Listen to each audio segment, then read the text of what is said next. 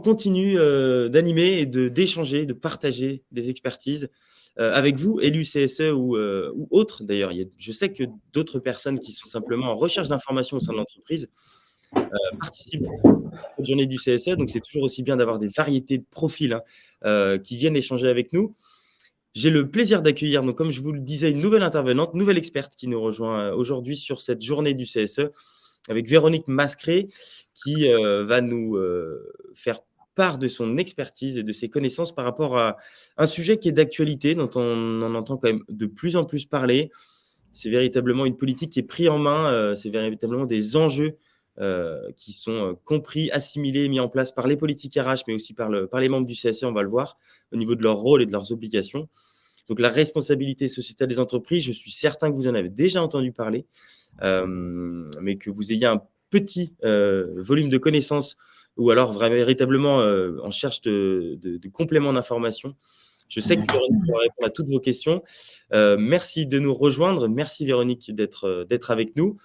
On va avoir ensemble 1 heure également, temps de parole équitable. Où ensemble, on va pouvoir du coup répondre à vos questions. Vous l'avez bien fait ce matin avec Samy sur l'onglet questions. Je sais que vous en aurez d'autres. Donc, bienvenue, je vous donne la parole. Véronique, c'est à vous.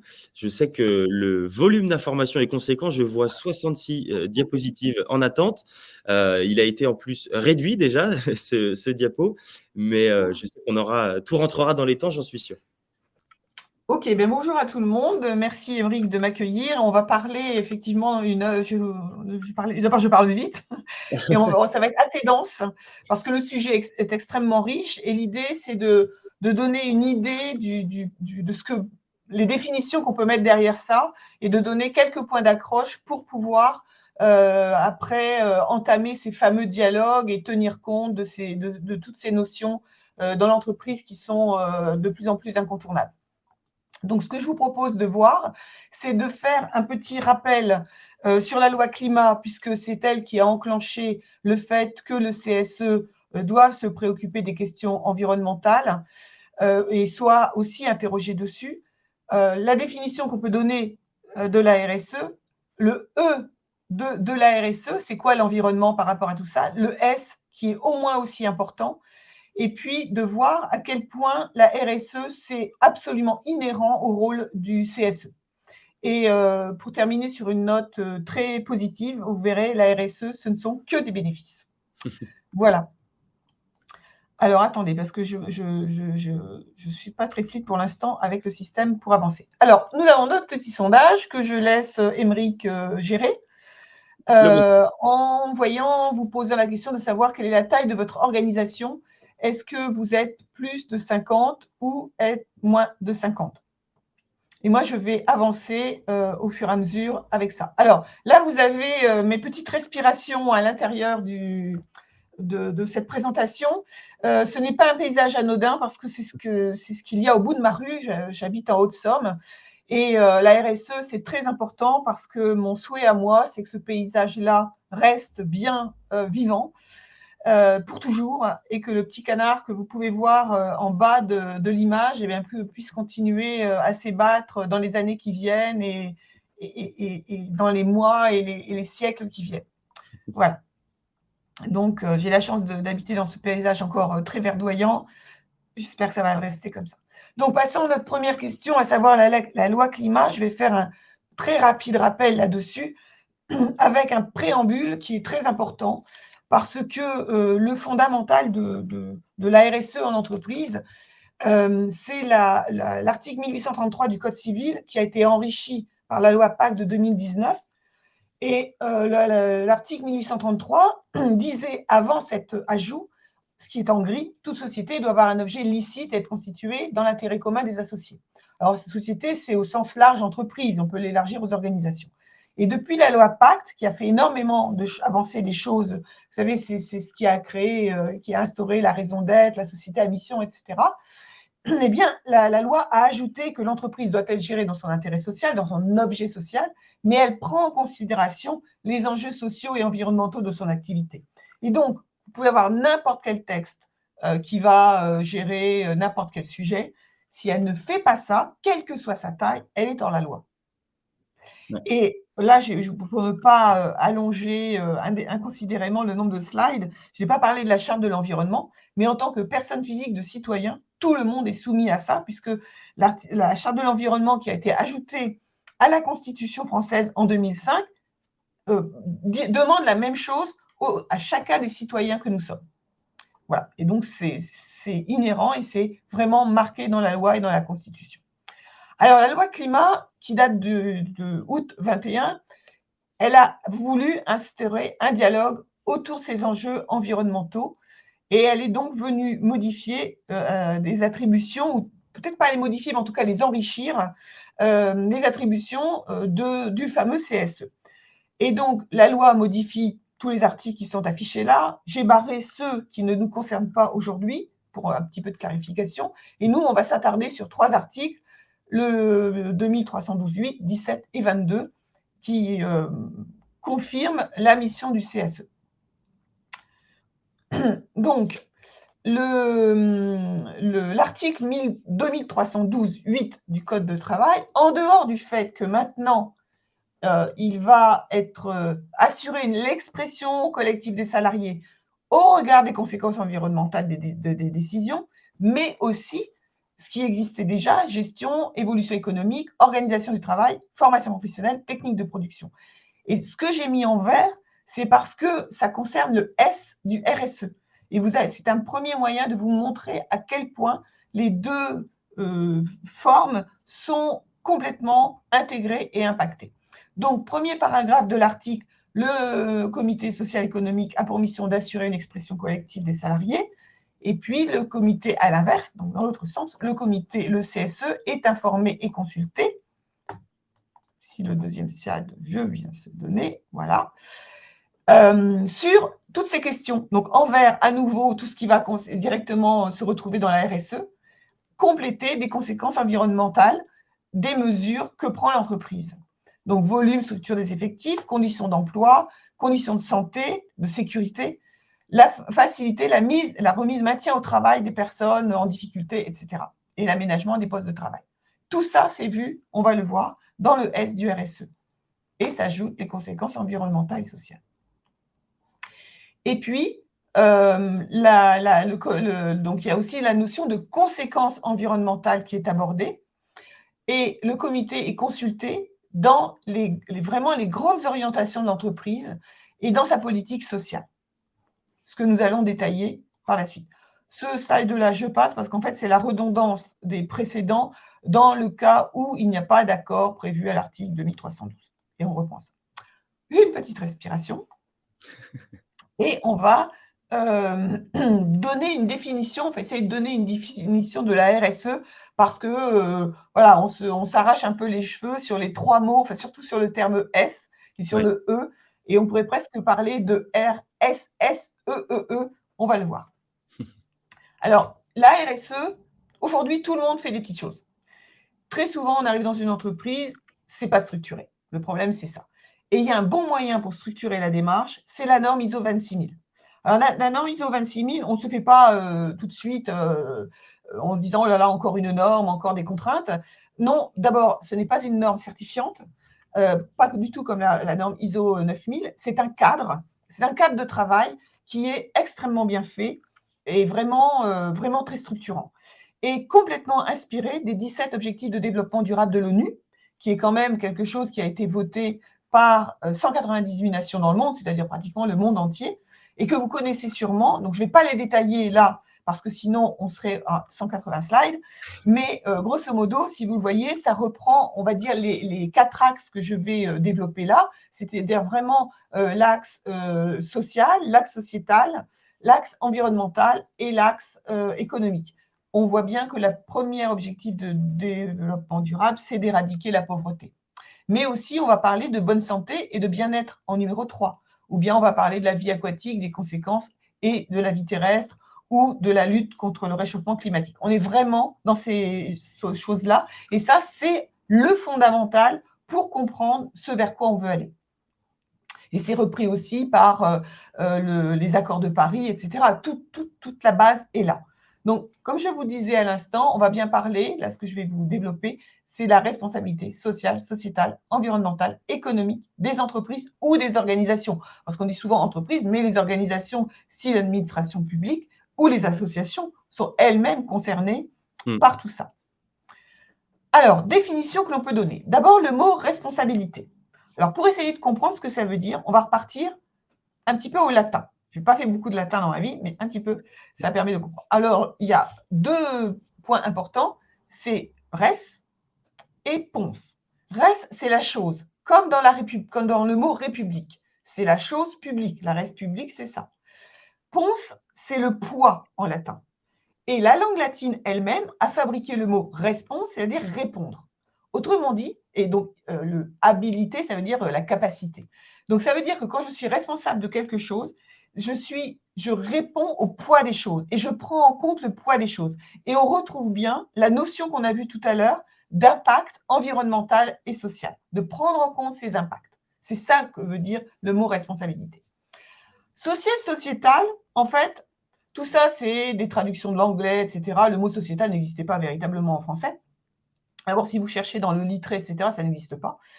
Donc, c'est un peu des néologismes, mais ça nous arrange bien dans les définitions, parce que par convention, on va dire que le social, c'est tout le lien à l'intérieur de l'entreprise entre les personnes, grosso modo traduit par le droit du travail pour que l'on ait une vie sociale équilibrée en regard de ça.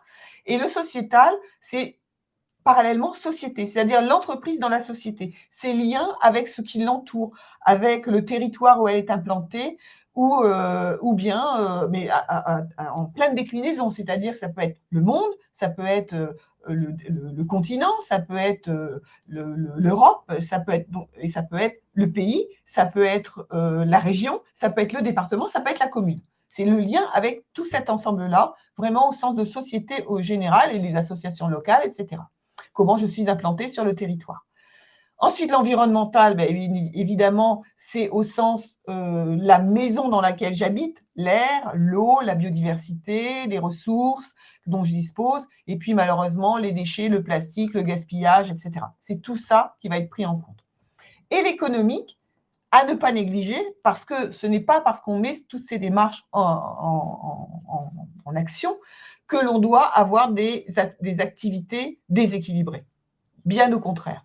Il est très important que l'on conserve un équilibre, une harmonie, pour que ça puisse permettre à tout le monde de vivre, comme on l'a vu tout à l'heure avec les objectifs de développement durable de l'ONU. On reste bien dans cet esprit-là. Donc voilà pour une première définition de la RSE.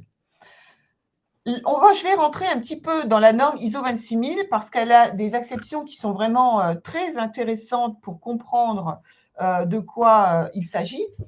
La norme ISO 26000, elle est basée sur 7 articles. Donc, les premiers, c'est la définition, les termes, etc.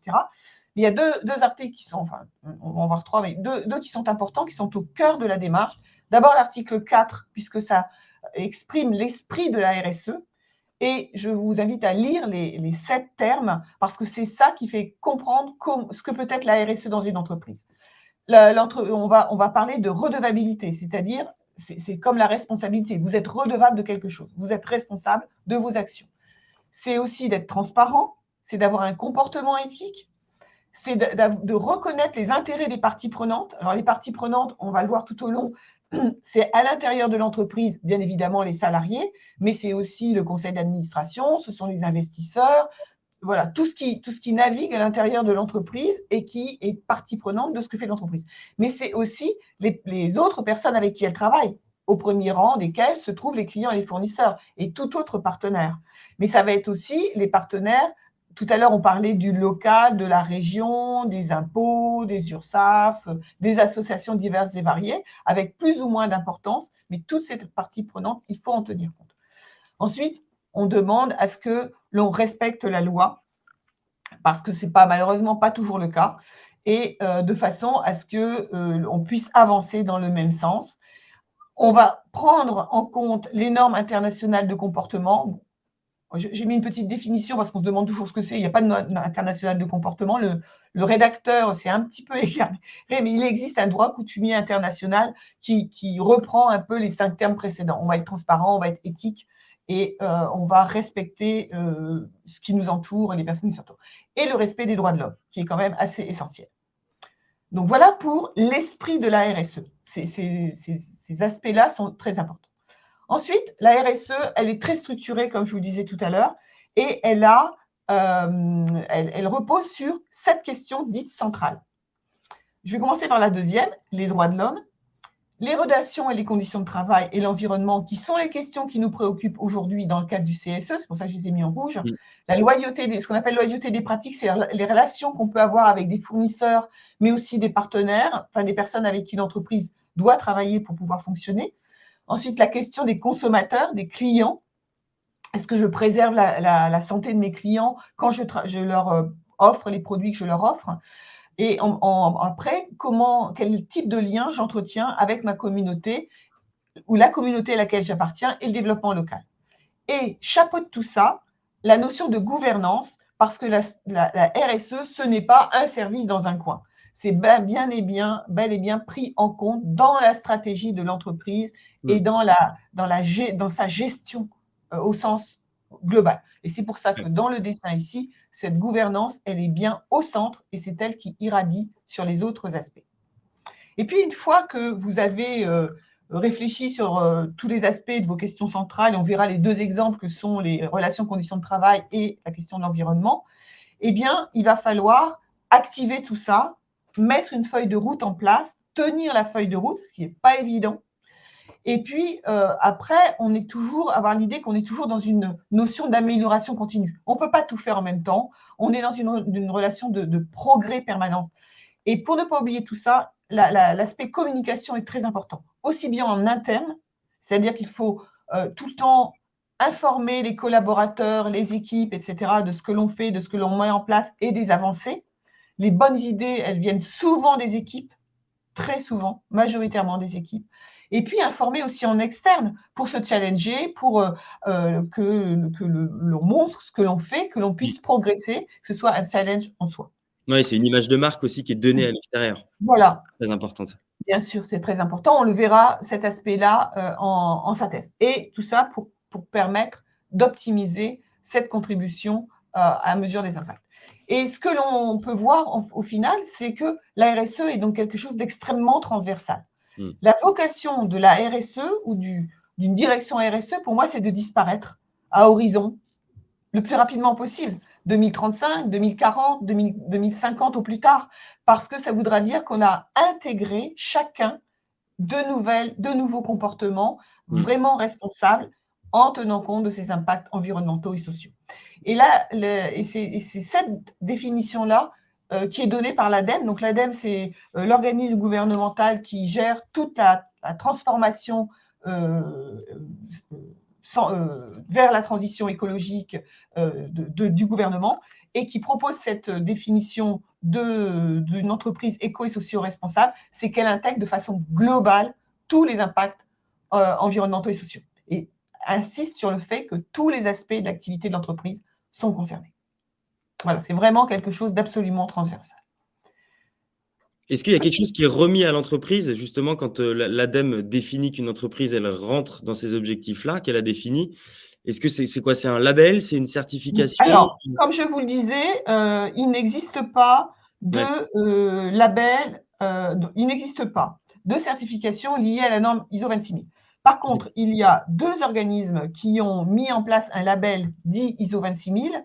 D'abord la FNOR, qui est un label qui s'appelle Engagé RSE, qui est la reprise de l'ISO 26000 qui vous aide à fonctionner avec ça. Et quand vous répondez à un certain nombre de critères, vous êtes labellisé en question. Alors, il ne s'agit pas d'avoir tout fait bien. Il s'agit d'engager la démarche. À partir du moment où vous avez engagé la démarche, que vous avez mis une feuille de route en place et que l'auditeur estime que vous êtes dans les clous, eh bien, vous êtes labellisé. Et 3 ans après, on regarde si vous êtes encore… Enfin, il y a un contrôle intermédiaire, comme toute certification. Et après, on regarde, c'est ça. Et l'autre entreprise qui fait la même chose, c'est label ISO 26000 de l'agence Lucie, qui s'appelle Lucie 26 000 et qui est exactement la même chose. Voilà. Donc, vous faites un audit, en fait, pour savoir où vous en êtes, parce que tout le monde, aujourd'hui, fait un petit quelque chose. Vous mettez votre feuille de route en place.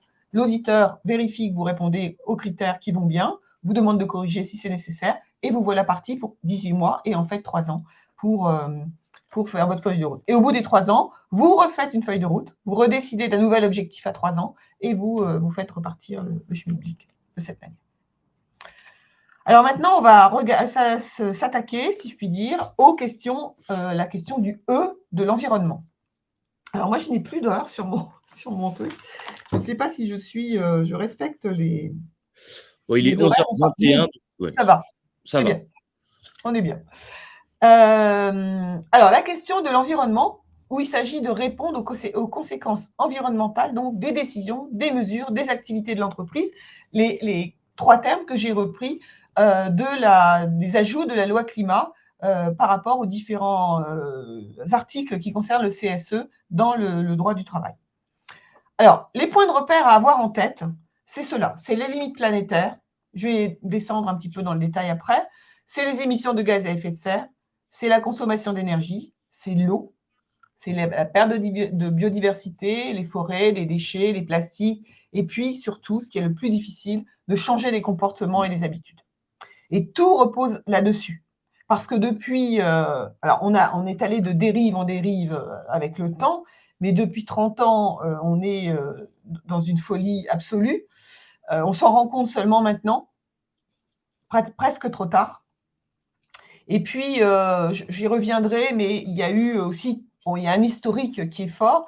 Et il ne faut pas oublier qu'en 1970 ou dans les années 70, on était 3 milliards d'habitants sur la Terre, qu'aujourd'hui on est 8 milliards, que la quantité d'eau dont on dispose est toujours la même, que l'on soit à 1 milliard en 1900, à 3 milliards en 1970 ou à 8 milliards maintenant et à 10 milliards dans les années 50. Dans les années qu'on sera à la fin du siècle ou dans les années 2050. Voilà. Donc ça, il ne faut pas le perdre de vue non plus. Et on ne produit pas la même quantité de déchets à 8 milliards de personnes qu'on ne produit à 3 milliards de personnes. Donc ça, il faut en tenir compte absolument. Alors, la question centrale de l'environnement, donc dans les fameuses 7 questions centrales dont je vous parlais tout à l'heure, pour qu'on puisse faire les analyses, elles sont découpées en ce que le système appelle des principes d'action. Et il y en a 4 qui vont concerner l'environnement. Il s'agit de l'éco-conception, de la consommation des ressources, de limiter les pollutions, les pollutions au sens large. Ça peut être les gaz à effet de serre, ça peut être toutes les pollutions chimiques, etc., etc. Et de déployer une démarche structurée de protection de l'environnement. Et ces informations-là, c'est celles que vous retrouvez dans le fameux BDESE Ouais. que l'entreprise doit produire désormais. Alors, si on descend un tout petit peu dans le détail pour que ce soit un petit peu plus concret, voilà les sous-questions que l'on a dans ces 4 principes d'action, sachant que lorsque vous menez une démarche RSE, que vous prenez la norme ISO 26000, il y a à peu près 500 questions à passer en revue au total. Donc, les questions pour l'environnement, c'est celle-là. Donc, comme je vous le disais, les éco-conceptions. En matière de ressources et de consommation de ressources, on va éplucher tous ces aspects-là. Et vous voyez qu'on parle tout de suite, on est tout de suite en termes d'économie.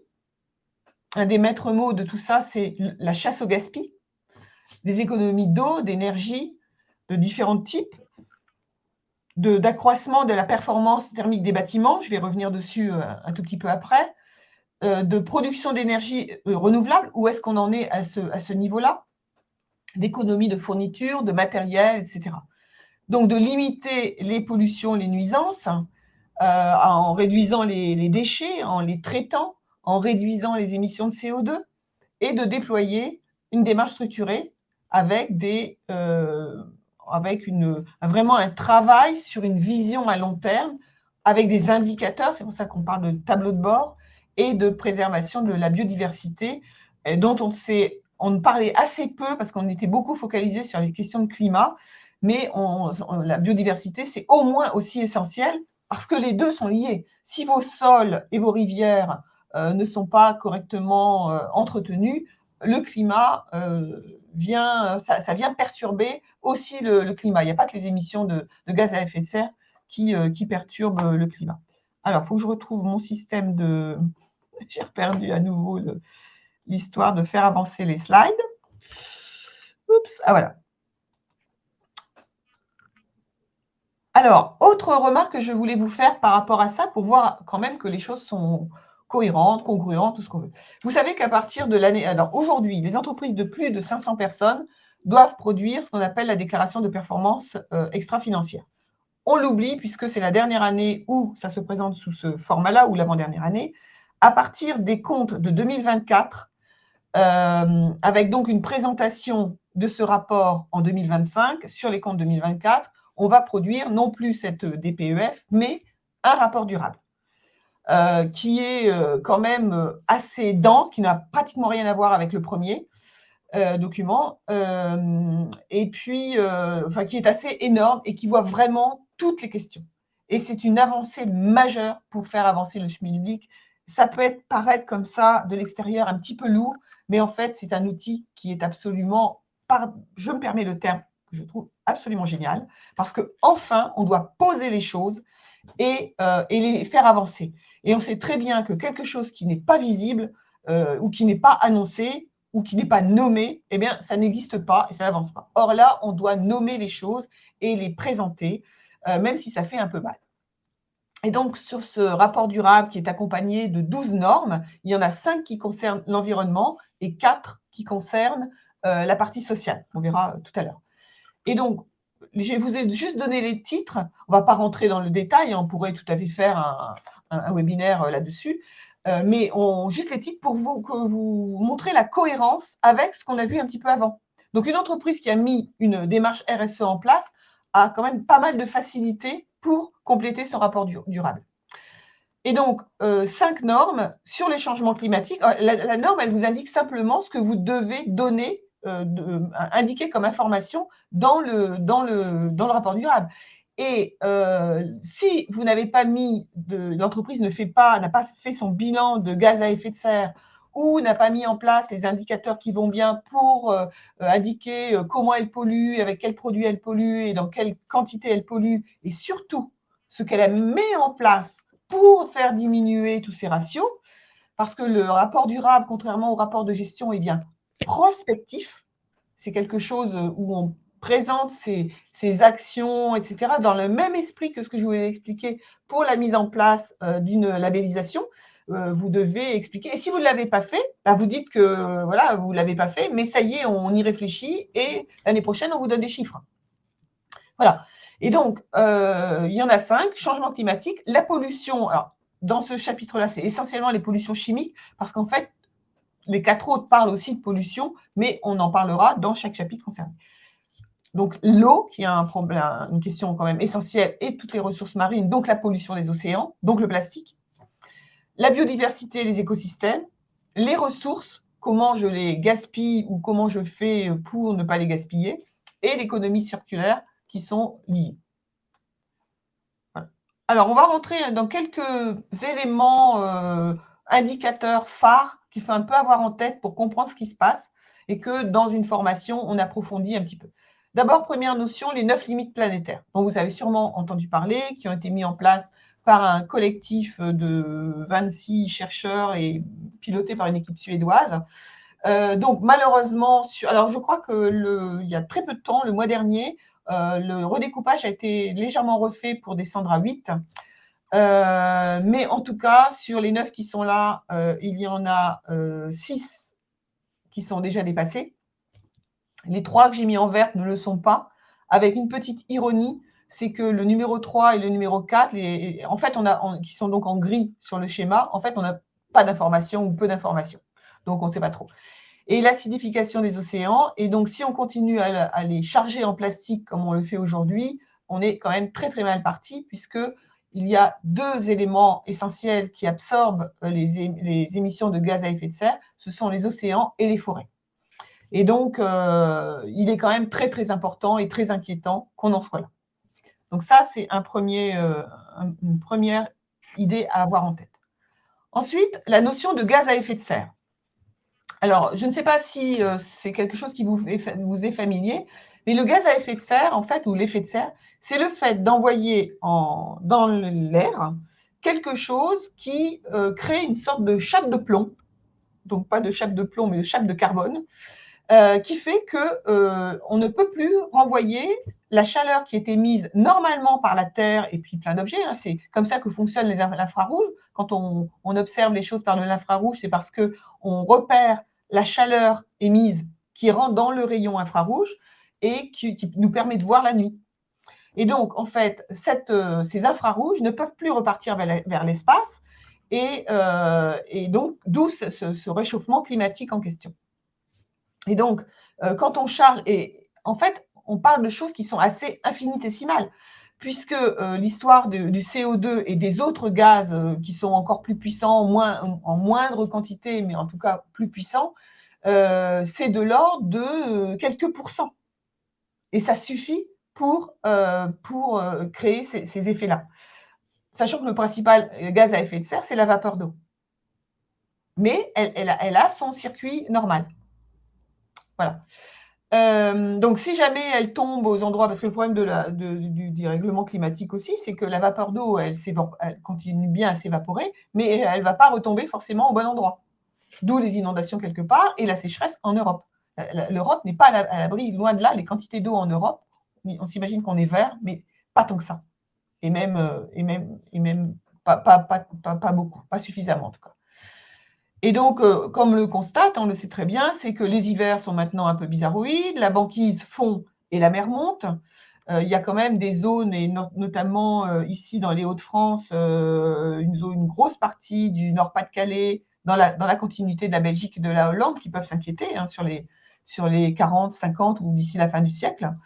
Et des catastrophes qui sont de plus en plus fréquentes. On a bien vu ce qui s'est passé au Pakistan ou au Bangladesh l'année dernière.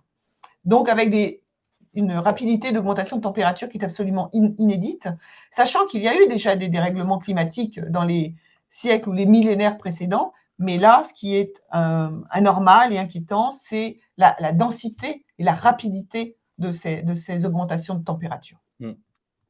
Ici, il faisait 32 degrés dimanche, c'était absolument insupportable.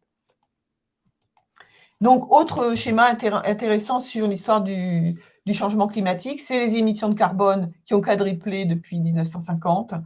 C'est le CO2 et le méthane qui sont directement responsables de ces effets de gaz à effet de serre, sachant qu'il y a d'autres gaz pour lesquels on légifère, mais ça s'échappe encore beaucoup trop, et qui à chaque fois sont plus puissants. Et pour vous donner un exemple, le CO2 va rester longtemps dans l'atmosphère, je crois que c'est une centaine d'années, mais se diffuse, tandis que le méthane, qui est beaucoup plus, mais il est moins méchant, tandis que le méthane, qui est beaucoup plus méchant, en fait, se dissout en une dizaine d'années. Donc voilà. Donc, comme on le sait, le pétrole, le charbon sont les principaux émetteurs de ces gaz. Et ce qui se passe aussi, donc il y a l'histoire de la déforestation qui va libérer du carbone, parce que les arbres sont donc des puits de carbone, ils captent pour pouvoir fonctionner et vivre le carbone dans l'atmosphère, mais quand ils sont brûlés, quand on les détruit, ben, il n'y a plus de moyen d'absorber le carbone, mais quand eux sont brûlés, ils réémettent dans l'atmosphère le carbone qu'ils ont absorbé. Et l'autre aspect extrêmement inquiétant avec ces hausses de température, c'est la fonte du pergélisol. Alors, un petit peu ici dans nos montagnes, ce qui pose des problèmes, par exemple, à toute l'industrie du tourisme, parce qu'avec tous les poteaux qui sont mis pour les appareils pour descendre de ski, etc., eh bien, les sols deviennent instables. Donc, ça pose un certain nombre de problèmes. Et puis, surtout, à une densité beaucoup plus forte, tout ça se passe aussi en Sibérie. Et ça émet tout ce pergélisol fond, et en fondant, il émet tout ce méthane, etc., qui ne nous convient pas du tout. Donc ça, c'est extrêmement dangereux. Alors maintenant, on va passer à l'eau. Alors, l'eau, on a énormément d'eau sur la Terre. Eh bien non, pas du tout. Alors, c'est très facile à construire. Les océans, c'est à peu près 71% de la surface de la Terre. Et presque 30% donc pour les terres émergées. et sur une épaisseur en moyenne de 3,7 km à peu près. Ce qui fait que si on s'amusait à tout siphonner et à tout compacter, la quantité d'eau disponible par rapport à la surface de la Terre, c'est la petite boule que vous avez là. D'accord? Alors maintenant, on va passer à la slide suivante, que j'aime beaucoup. Le problème de cette eau, c'est qu'elle n'est pas accessible pour nous. L'eau salée, voilà, on va la dessaler un peu, mais quand même, quoi. Et donc, le volume d'eau total, c'est celui-là. Le volume d'eau douce, c'est ces 37,5 millions de kilomètres cubes. Et l'eau douce accessible, c'est la petite pointe que vous voyez là, tout au bout de la troisième flèche bleue. Alors, je me suis amusée à faire des calculs. Et pour vous donner une idée de ce que ça fait, la grosse boule bleue ici, c'est comme si vous… Alors, on va la ramener sous la forme d'un cube. C'est comme si vous aviez un cube d'eau au-dessus de la France, mais qui irait grosso modo de Biarritz à Manchester ou Liverpool, là, un peu au nord de l'Angleterre, sur 1115 km de hauteur. Et dans l'autre sens, 1115 km, ça fait une distance qui va de Brest à Stuttgart, un peu avant Stuttgart, une ville entre Stuttgart et ça fait… Et vous montez ça en hauteur. Donc, vous voyez la surface que ça représente. C'est extrêmement faible. J'espère que le niveau d'angoisse monte. Ouais. Donc, voilà, ça fait ça. Sachant que l'atmosphère, c'est selon les endroits où on est sur la Terre, c'est entre 400 et 800 km de hauteur. Donc, vous montez 1115 km comme ça en hauteur. Voilà la quantité d'eau, toute nature d'eau confondue dont on dispose sur Terre. Et pour la petite boule qui est là, celle-ci fait 315 km ce sera un cube de 315 km de côté. Et la petite boule qui est là, c'est un cube qui fait 77 km de côté. 77 km de côté, pour vous donner une histoire en la remettant en cul, pour ceux qui habitent dans la région parisienne, pardon pour les autres personnes, c'est une distance qui va de Versailles d'un côté à Champs-sur-Marne de l'autre. Et dans l'autre sens, dans le sens de la hauteur, ça va de Orly à Chantilly, au nord de Paris. Vous voyez la distance que ça fait. Et vous montez ces 77 km en hauteur. Ça va pas c'est pas très naze. Donc ça, c'est ce dont on a comme eau douce disponible pour 8 milliards d'habitants sur la Terre. Voilà, je pense qu'il est temps d'être parcimonieux. Voilà. Alors, autre aspect important, c'est la perte de biodiversité. On sait très bien que depuis la fin de la Première Guerre mondiale, on a utilisé des produits chimiques à outrance. Et aujourd'hui, on a des espèces éteintes ou menacées, des gros arbres qui ont souffert, des prairies permanentes qui ont diminué fortement, mais quelquefois ça se condense sur des périodes très courtes. On se retrouve avec des espèces exotiques envahissantes. Il y a 2-3 jours, j'ai discuté avec quelqu'un qui parlait des ragondins, qui sont une espèce importée, qui n'a rien à voir en Europe et qui aujourd'hui est partout et cause un certain nombre de dégâts. Les espèces de papillons qui disparaissent, les oiseaux, et on peut aller comme ça très très loin. Et donc, ça pose vraiment beaucoup de questions. S'il y a eu un article important en début d'année dans le magazine Libération, parce que les insectes sont des pollinisateurs et donc ça ne permet pas aux plantes de se reproduire normalement. Donc, la question de la biodiversité est extrêmement grave, extrêmement riche et complètement liée au climat.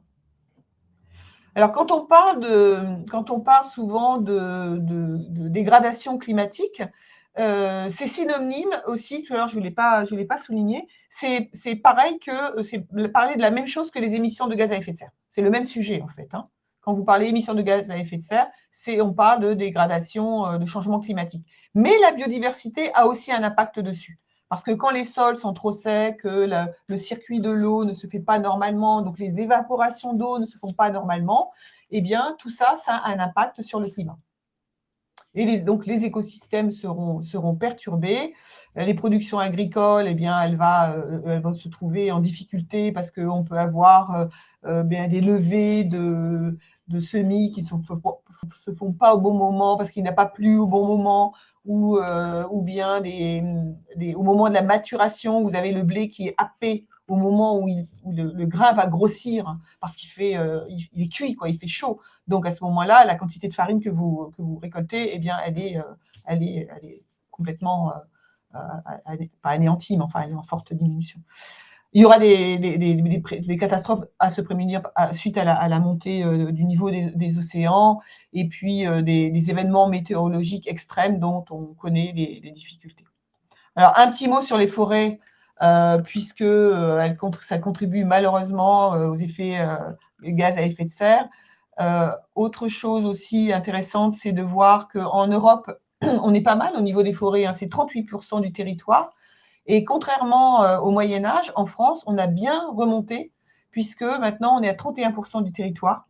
Mais ce n'est pas suffisant, puisque aujourd'hui, il y a tout un mouvement pour aller remettre les haies, etc., puisque ça va protéger des vents, ça va remettre les insectes, créer les questions de pollinisation dont on parlait tout à l'heure, les remettre en place, etc. Mais ça va prendre 15 à 20 ans pour remettre ça d'aplomb. Mais pour comparer quand même avec la forêt amazonienne, quand on parle du fait qu'elle est le poumon du monde, la forêt en Europe, c'est 182 millions d'hectares, à comparer à 550 millions d'hectares pour la forêt amazonienne. Donc c'est quand même très, très important que l'on protège ça. Et on parle de la forêt amazonienne, mais il y a aussi la même chose au Gabon et en Afrique subsaharienne.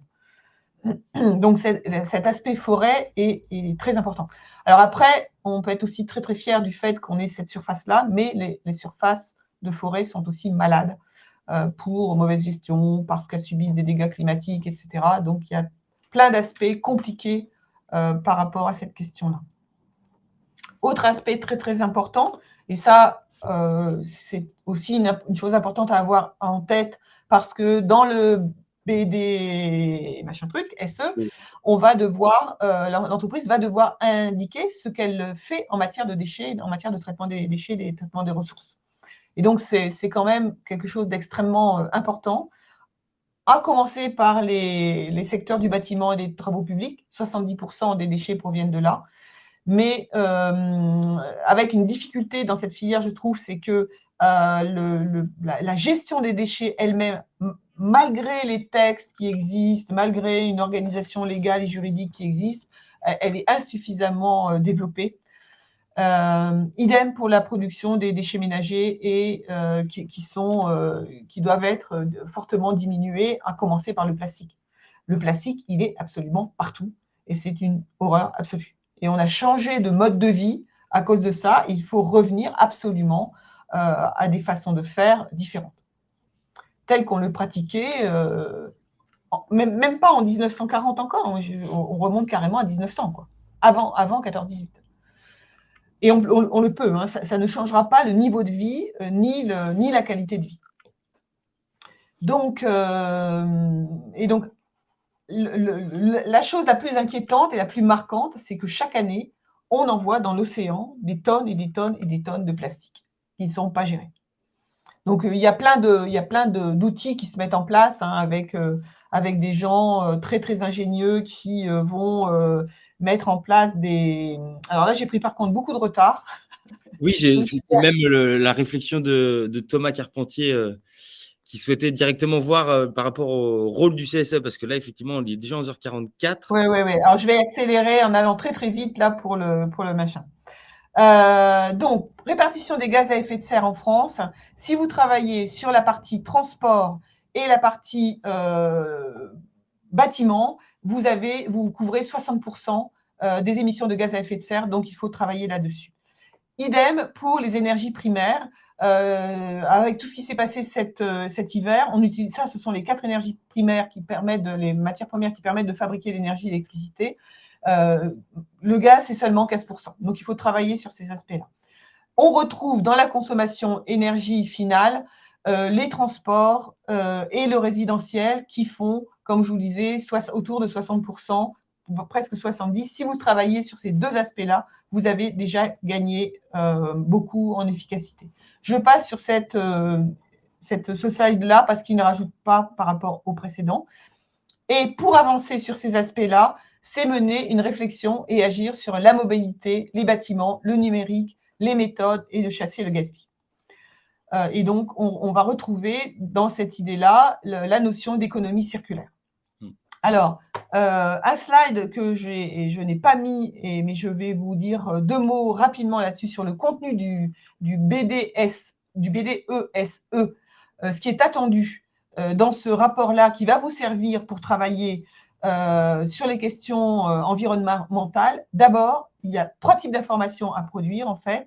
C'est la politique générale sur l'organisation, l'évaluation, la certification de l'entreprise en regard des questions environnementales. Autrement dit, est-ce qu'elle a mis une démarche RSE en place, affichée ou pas? On n'est pas obligé d'aller jusqu'à une labellisation, mais on va quand même vous demander là où vous en êtes. Donc, on a tout intérêt à en mettre une en place. C'est l'organisation de l'entreprise pour prendre en compte les questions environnementales, les démarches d'évaluation, de certification. Donc, en fait, avec l'histoire de tous ceux qui sont obligés de mettre un rapport durable en place, auront aussi une partie des réponses là-dedans. Ensuite, qu'est-ce que vous avez mis en place par rapport à l'économie circulaire? Et comme on l'a évoqué tout à l'heure, la gestion de la production des déchets, l'utilisation durable des ressources. Et ensuite, l'identification des postes directement émetteurs de CO2 et des gaz à effet de serre. Typiquement, on vient de les citer, c'est le bâtiment et les mobilités. Même si votre entreprise est une entreprise de service, donc qui ne va pas avoir… alors, poussons le truc au maximum. C'est une entreprise de service totalement en télétravail. Mais vous avez au moins des ordinateurs et vous bougez au moins avec des outils de transport. Et c'est ces informations-là qu'il va falloir indiquer. Et autre information importante, c'est que les informations produites, et là on rejoint encore le rapport durable, on va donner les 2 années précédentes, l'année en cours bien sûr, les informations concernant les 2 années précédentes, mais aussi les informations concernant les 3 années suivantes. Tout ça extrêmement cohérent avec le rapport durable. Et vous allez pouvoir ainsi poser toutes les questions qui seront nécessaires. Là, on parle de prérogatives ou on parle d'obligation de mise à disposition de ces informations-là dans la BDES? Non, c'est une obligation de Une les donner. obligation maintenant. Oui, D'accord. c'est une obligation de les transmettre. Oui, tout à fait. Petite respiration. Alors, je suis passée très, très vite sur mon slide économie circulaire, mais juste le principe rapide. Aujourd'hui, les personnes qui n'ont pas mis en place économie circulaire, elles vont extraire, fabriquer, consommer et on jette. Et j'aurais dû mettre une barre ici et ça s'arrête là. Tandis que l'idée, c'est de passer à ce modèle-là où on va éco-concevoir le produit dès le départ en pensant à toutes ses implications, tous ses impacts, qu'ils soient d'ailleurs sociaux et environnementaux. Si mon système de livraison, c'est d'aller utiliser des livreurs à vélo ou pas à vélo, des Deliveroo mal gérés au plan santé, ça doit faire partie du système. Comment je livre mes marchandises? La consommation elle-même, est-ce que ça va entraîner des mauvais usages, des usages d'énergie, etc. Il faut y penser.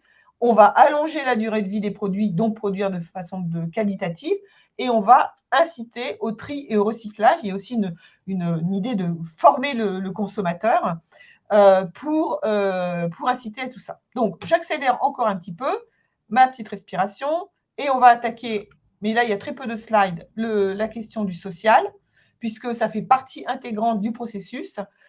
Dans le rapport durable, 4 normes: le personnel de l'entreprise, le travailleur dans la chaîne de valeur, les communautés affectées, c'est-à-dire tout ce qui vous entoure au niveau local, si ce que j'ai fait, ce que j'aimais impacte les communautés, et le consommateur et les utilisateurs finaux que je dois respecter eux aussi dans leur utilisation. Dans la norme ISO 26000, il y a 6 types de questions, 6 principes d'action. Je contribue à la création d'emplois pérennes, je favorise la qualité de vie au travail, je crée des conditions du dialogue social, je protège la santé et la sécurité des collaborateurs. Ça, on va le retrouver, je vous ai fait la synthèse avec les prérogatives du CSE. On développe les compétences de tous les collaborateurs et on assure un système de rémunération équitable et permanent. C'est ce qu'on retrouve exactement dans la CSE. Ça, c'est en détail, mais on retrouve ces idées-là et on va le voir tout de suite. Et je passe à ma petite synthèse sur le fait que les sujets RSE sont inhérents au contrôle, au rôle du CSE. Si je reprends, donc j'ai pris les 6 principes d'action et je vois donc envers le principe d'action et en dessous, à chaque fois, la prérogative du CSE. Il donne son avis sur les sujets importants, participe à la prise en cas de licenciement économique ou de changement organisationnel. On est bien là-dedans. On assure la mise en place de nouvelles technologies dans de bonnes conditions. Donc, l'emploi est pérenne puisque j'ai mis en place des nouvelles technologies. Deuxième principe d'action, je favorise la qualité de vie au travail. Donc, la prérogative du CSE, revendication, demande des salariés concernant les horaires, les salaires, Je permets aux personnes handicapées d'être correctement accueillies et d'avoir un poste de travail adéquat, etc., etc. Ensuite, pour créer les conditions du dialogue social, le CSE donne son avis sur les sujets importants. Il recueille l'expression des salariés. Pour la question de protection des salles de santé et sécurité, je garantis aux salariés un lieu de travail sécurisé, je lutte contre le harcèlement au travail, etc. Et sur les 2 dernières questions, je développe les compétences de tous les collaborateurs en recueillant à nouveau l'expression des salariés sur les formations. Je permets aux personnes handicapées d'avoir un poste de travail adéquat. J'accueille les nouvelles technologies dans des bonnes conditions. J'accueille les personnes handicapées. Je représente les salariés au quotidien afin d'assurer leur prise en compte de leurs besoins et leurs intérêts. Et pour le système de rémunération équitable, c'est pareil, lutte contre le harcèlement, discrimination de toutes sortes, discrimination qui peut être aussi une discrimination en termes de rémunération. Le CSE expose les revendications devant des salariés concernant les horaires, les salaires, etc. et retombe bien sur cette idée-là. Et enfin, les sujets de la RSE sont inhérents au rôle du CSE. Voilà, c'est une évidence, on l'a détaillé. RSE et CSE, comme vous l'avez constaté, poursuivent vraiment des buts communs. Vraiment des buts communs, et ils agissent en synergie. Et tout ça affiché dans le BDESE, dans le rapport durable, et dans la démarche RSE, si vous en avez une, et la démarche RSE, elle est là pour avancer dans une feuille de route concertée, parce que pour mettre en place une RSE, vous mettez les gens autour de la table, vous pouvez constituer un comité où les salariés doivent être accueillis, et on avance avec tout ça. Alors, un mot très rapide sur les bénéfices de la RSE, parce qu'il n'y a que ça, on l'a évoqué tout à l'heure un petit peu, en interne, motivation, attractivité, baisse des coûts de revient, évolution des règles, puisqu'en fait, on fait la chasse au gaspillage. Donc, c'est normal que les coûts de revient baissent. Et ça donne du sens. Et en externe, la fidélisation, l'image de la vie, l'activité, l'acceptabilité sociale de l'activité, etc. Et donc, ça rend l'entreprise pérenne et elle gagne en valeur. Voilà. Et on répond à l'article 1833 du Code civil. Voilà ce que je peux dire en finale. Et un petit mot sur mes activités, puisque moi, je fais beaucoup de formations en matière de RSE.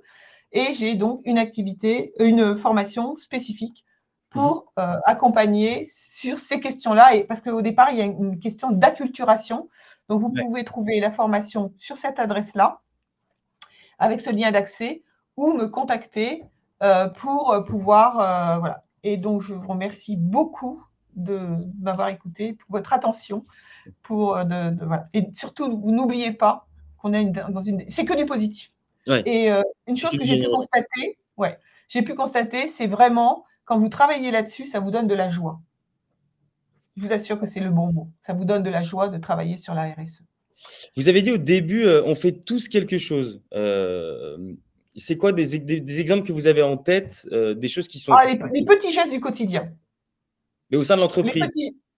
Oui, ne serait-ce que les petits gestes du quotidien. Alors, ça dépend des entreprises. Il y a des entreprises qui vont avoir déjà travaillé sur la mise en place de… Alors ça, c'est le gros geste, de panneaux photovoltaïques, ou bien avoir déjà réfléchi sur leur parc automobile, etc. Mais ne serait-ce que faire la chasse au plastique au bureau ou à l'atelier, d'avoir des mugs et non plus des objets en plastique, de mettre des torchons en tissu lavable et non plus des choses papier, d'éteindre les ordinateurs tous les soirs et non plus d'avoir des ordinateurs qui tournent. Quand vous voulez faire la chasse aux économies d'énergie dans un bâtiment, ça, c'est les gens de Engie ou de EDF, spécialistes de ces questions-là, qui le disent, qui le savent. Vous savez que d'ici 2030, il faut que toutes les entreprises qui ont des bâtiments de plus de 1000 m² aient baissé leur consommation d'énergie de 40%. En fait, ce qu'ils vous disent, c'est que les premiers 30% sont très faciles à mettre en place. Il suffit d'aller fermer les compteurs au moment où il s'agit de les fermer, tous les soirs ou à bonne période, et puis, s'il n'y en a pas, d'en mettre. Et rien qu'avec ça, et de faire ce qui est fait, que personne ne fait parce que bon, ça ira bien, c'est pas avec le peu que cette nuit ça va faire, que ça va changer, eh bien, vous gagnez les 30%. Très étonnant. C'est vraiment la chasse au gaspillage, c'est vraiment le premier truc. Voilà. passez en revue votre vie au bureau ou à l'atelier et vous allez voir, vous avez des petits gestes tout au long de la journée. Moi, il y a un petit défi qui est fort sympathique, c'est que la poubelle, le soir, doit être vide. Essayez de vous donnez-vous le challenge, en quelque temps, que votre poubelle, le soir, soit quasiment vide. Ça veut dire plus de papier, Ouais. imprimante bien gérée, plus de photocopieurs, etc., etc. Ok. Voilà, plus d'emballage plastique, plus de nourriture achetée en emballage plastique, etc., etc. Voilà, tous ces micro-gestes-là. On avait une question de Yannick Dupin. Mon entreprise ne fait pas le tri des déchets courants sous prétexte que l'entreprise de nettoyage ne les fait pas a posteriori. Qu'en pensez-vous? C'est pas bon. Il faut déjà qu'elle le alors déjà, négociation avec, l'entreprise, en question de nettoyage. C'est-à-dire que c'est typiquement la partie prenante que vous allez mettre dans le déploiement d'une démarche RSE autour de la table en leur disant: «Voilà, moi maintenant, mon obligation, mon objectif, c'est ça. Qu'est-ce que vous me proposez?» Donc ou l'entreprise s'aligne ou vous changez de fournisseur. C'est tout simple, hein. Elle s'aligne et vous lui rendrez service. Elle va s'aligner. Vous pouvez tout à fait lui proposer un objectif, qu'elle vous réponde oui, ok, mais aidez-moi. Et dans ce cas-là, vous aidez votre fournisseur en lui proposant de faire telle action. Paris, c'est pas construit en un jour, mais là, c'est pareil. En quelques mois, elle va se mettre au diapason. Vous l'aidez. C'est pas la peine de lui dire on va chercher éventuellement d'aller chercher quelqu'un d'autre. Si vraiment elle est réticente, eh bien, ok, il faut en changer. Mais sinon, aidez-la aussi, à elle aussi à avancer. Ouais, voilà, Et puis, mais vous continuez à mettre en place ce que vous avez décidé de mettre en place. ok. Voilà, c'est ça. Et Il bien, on faut arrive à la fin. une des idées de la RSE, c'est de s'entraider, hein. Il faut que ça fonctionne par capillarité, ces Ouais, histoires-là, donc que ça avance. Parce qu'aujourd'hui, je vous parlais du rapport durable, donc à partir de 2026, c'est les entreprises de plus de 250 personnes qui ont cette obligation-là de rendre compte. Mais pour qu'elles puissent rendre compte, il faut qu'elles demandent à leurs sous-traitants un certain nombre d'informations. Ils vont devoir s'y mettre, eux aussi, même si vous êtes une entreprise de 50 salariés. mmh. Donc, voilà, il est urgent de ne plus attendre. Urgent, Oui, urgent. peu importe la taille de l'entreprise, peu importe la nature de l'action qui est Ouais, faite, absolument. ouais. Même quelqu'un qui travaille en solo, doit faire gérer son ordinateur convenablement, gérer sa voiture convenablement et avoir une poubelle vide. Ce qui est pas chose évidente, hein, parce qu'on vous abreuve de papier encore, de choses, c'est pas chose évidente, mais voilà. Mais au moins on trie et vous avez des relais après qui prennent le retraitement derrière. Je vous remercie, Je Véronique, vous en prie. d'avoir pu échanger avec nous, d'avoir pu présenter cette thématique. On voit que c'est presque un sujet passionnant pour vous même. Mmh.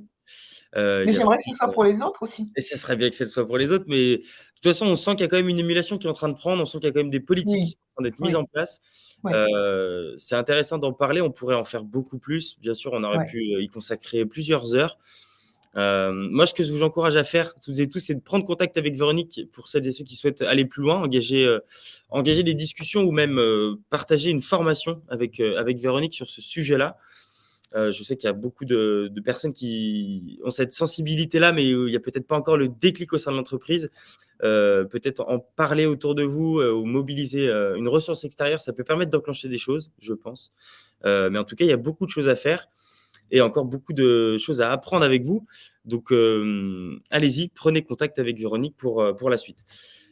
Je vous laisserai bien évidemment le mot de la fin. Moi, je vous remercie d'avoir pu participer à cette nouvelle édition. C'était la 4e que j'ai pu animer avec vous. Je vous donne rendez-vous déjà au mois de septembre pour la rentrée le 14 septembre, où on aura une nouvelle occasion de partager, d'échanger sur des expertises avec des experts au sein de la journée du CSE. Donc, la date du 14 septembre est à noter si vous le souhaitez. J'ai encore une fois pris du plaisir à l'animer avec vous.